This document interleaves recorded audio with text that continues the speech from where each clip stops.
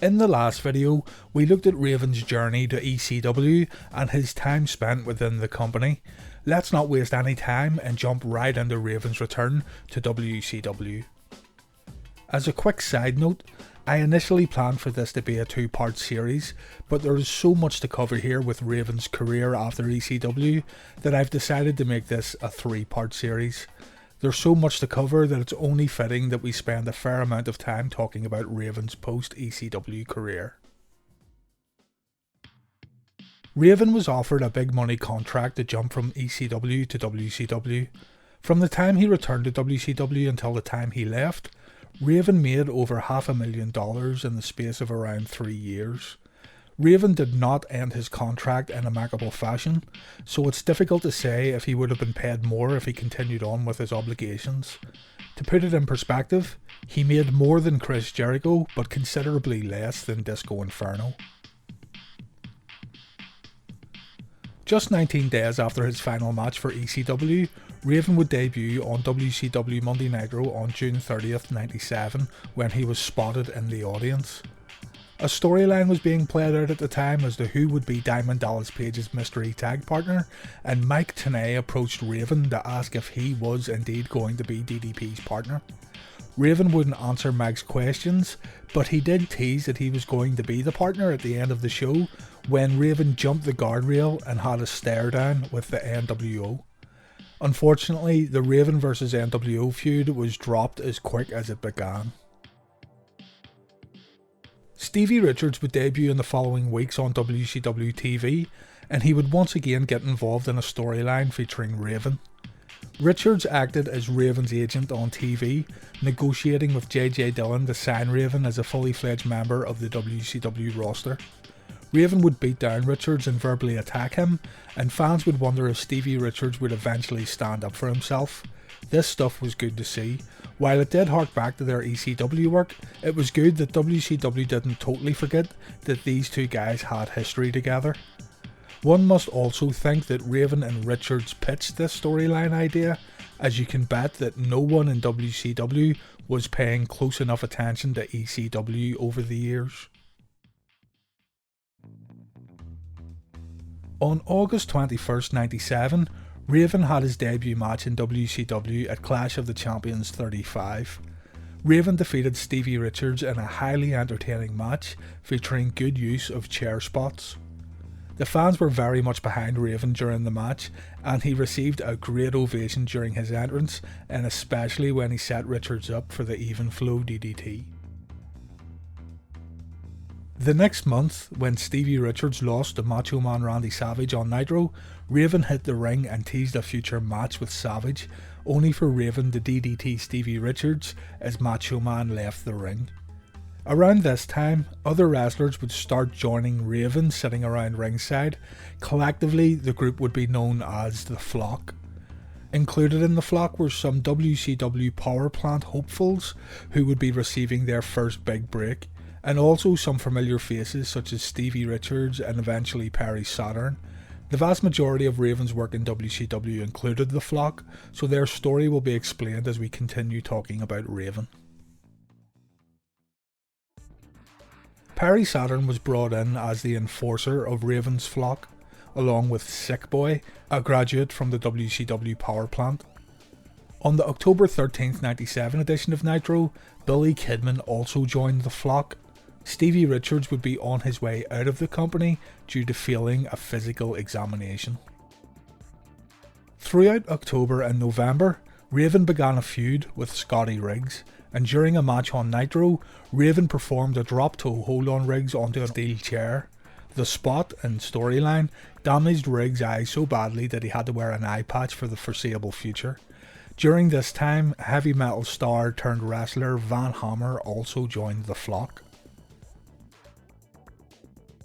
After Raven defeated Riggs at World War III 97 in another entertaining match, the Flock carried Riggs away, and afterwards, Scotty Riggs would be a fully fledged member of Raven's Flock. Raven would, again in storyline, sign his WCW contract under the stipulation that his matches would only be contested under Raven's rules, meaning all of his matches would be no disqualification matches. Raven also added a stipulation to the contract that he would only fight who he wanted when he wanted. The Flock would also get its very own sign guy when Lodi joined the group. In real life, Lodi was a friend of Raven, and Raven helped get Lodi signed with World Championship Wrestling. From here, Raven would enter into a feud with Chris Benoit, which was insanely good. The feud, which also helped showcase DDP and Perry Saturn, is pretty much overshadowed and somewhat of an afterthought nowadays when we look back at WCW during early 1998, but take some time to relive some of these matches. Chris Benoit would have his work cut out for him before getting his hands on Raven though, as Raven used his contract stipulations to avoid working with the Canadian Crippler and instead sent his Flock to have weekly matches against Benoit. The February 23rd episode of Nitro featured the Flock again taking out Benoit, leading to a wild brawl between Raven, Benoit and DDP. This would also sow the seeds for a pay-per-view match at Uncensored 1998. I've already talked about the DDP vs Benoit vs Raven match in my DDP video, but I'll say it again, you should go and watch this match if you haven't already. It's a fun match for sure, and it helped elevate all guys involved in the match, which unfortunately doesn't say much as this was WCW in 1998. It was around this time that Reese joined the Flock, a man who previously worked in WCW as the infamous Yeti, the Super Giant Ninja, and Big Ron Studd. Raven defeated Diamond Dallas Page at Spring Stampede 98 to capture the WCW US title. The following night on Nitro, however, he dropped the title to Bill Goldberg. Raven started putting the blame on the Flock for his issues and for losing the US title to Goldberg. In particular, Raven was putting a lot of the blame on Perry Saturn. Chris Kanyon, working here as Mortis, would become the next wrestler to challenge the Flock. Kanyon would randomly appear and attack Raven, which led to Raven demanding his own Riot Squad escort him to and from the ring. During a cage match against DDP at Slamboree 98, Raven and Mortis would recreate the chair shot heard around the world from ECW when Raven again found himself handcuffed to a cage. After unmasking himself in the middle of the ring, Mortis hit Raven with a loud and vicious chair shot. The friction between Saturn and Raven was now reaching its boiling point. At Great American Bash 98, Saturn was defeated by Kanyon before Raven, dressed in Mortis' gear after a failed run-in attempt, ripped into Saturn on the mic. Raven said Saturn could never do anything right, and all he had to do was beat Kanyon. Raven said he was sick of Saturn before Perry took a dive at Raven, which was followed by Saturn taking out the Flock to huge cheers from the audience. Raven and Saturn would go on to have a match at Bash at the Beach 98, which Raven won.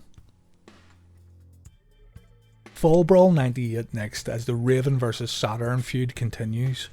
Kanyon has now sided with Raven, and going into Fall Brawl, a stipulation is added to the Raven vs Saturn match. If Saturn wins, the Flock is disbanded. If Raven wins, Saturn must be Raven's personal servant. The Fall Brawl 98 match between Saturn and Raven, for me, was the best match on the card.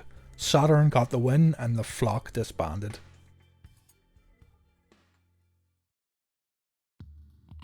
Now without his Flock and seemingly having no path, Raven began a series of depressing interviews and began walking out of matches. At Halloween Havoc, Raven was scheduled to work against Chris Jericho for the TV title, but he refused to work the match. Eventually, Raven was convinced to get back in the ring where he would lose the match and not be seen again until the following year. Kanyon had been trying to cheer Raven up as he was falling into his depression. Before returning to WCW, a series of videos were aired that showed Raven returning back to his upper-class childhood home. Kanyon would also try to take Raven shopping in an effort to bring a smile to Raven's face.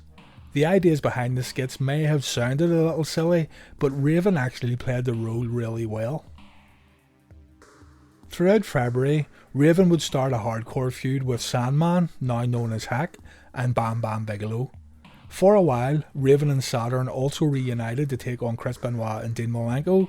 WCW put on one of their best pay-per-view matches in history at the 1999 Slamboree event, when Raven and Saturn defeated the teams of Kidman and Mysterio and Benoit and Malenko.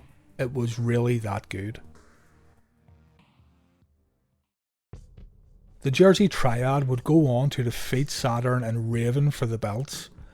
After this, Raven formed the Deadpool stable along with Vampiro and the Insane Clown Posse. After a night of hard drinking and drugs in August of '99, Raven walked into a talent meeting being hosted by Eric Bischoff.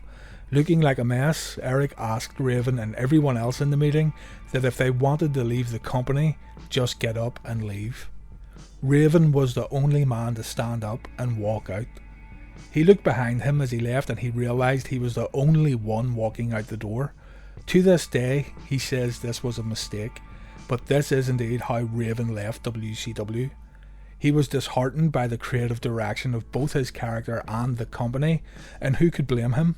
Raven got out just in time, as we all know how things would turn out in WCW. Raven was not allowed to jump to WWE straight away due to a non-compete clause, but he did return to ECW via a loophole in his contract. He signed a 1-year deal with ECW and made a surprise return on ECW's TV debut on TNN, where he partnered with Tommy Dreamer to win the tag team titles from the Dudley Boys. When they dropped the titles, Raven and Dreamer briefly reignited their old feud. After again winning the tag titles with Mike Awesome, Raven had his last televised ECW match when he lost to Scotty Anton. Raven then left ECW to make his journey to the WWE.